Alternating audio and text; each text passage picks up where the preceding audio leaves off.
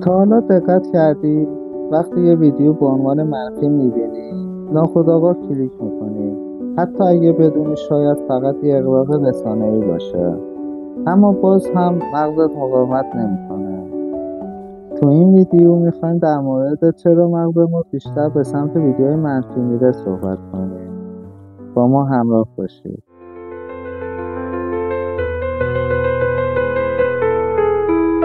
پاسخ درون مغزه. مغز انسان از دوران باستان طوری تکامل پیدا کرده که همیشه به خطر و تهدید حساس‌تر باشه تا به چیزهای مثبت.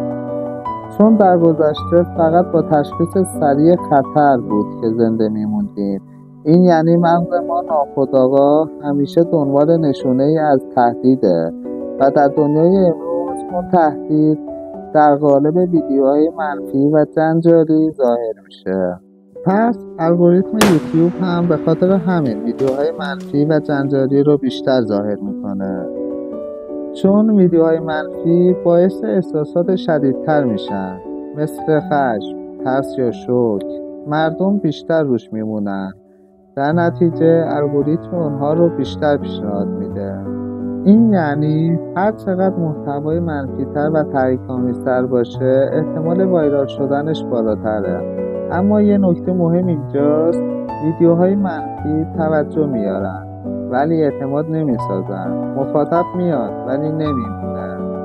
مغز ما عاشق درام و خطره، اما قلب ما دنبال آرامشه. برای همین بهترین یوتیوبرها یاد گرفتن بین جذابیت منفی و ارزش مثبت تعادل بسازن. مثلا بنواری شوکه کننده شروع میکنن ولی در ویدیو راه حل و امید میدن. چون در نهایت مردم دنبال کسی هن که حس بهتر بده. درسی که باید از الگوریتم بگیریم اینه: برای جذب با احساس باش ولی برای ماندن ارزش بده. پس دفعه بعد که خواستی ویدیو بسازی از قدرت احساسات استفاده کن، اما بذار در نهایت ذهن بیننده با امید و آگاهی تمومش کنه.